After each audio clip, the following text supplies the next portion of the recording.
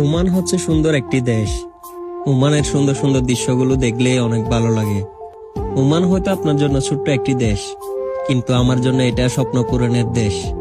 ওমানে হয়তো আপনার কিছুই নেই, কিন্তু ওমান জুড়ে রয়েছে আমার পুরো ভবিষ্যৎ। ওমানে হয়তো আপনি কিছুই দেখতে পারতেছেন না, কিন্তু আমার সফলতা আমি ওমানের মধ্যেই দেখতে পাইতেছি।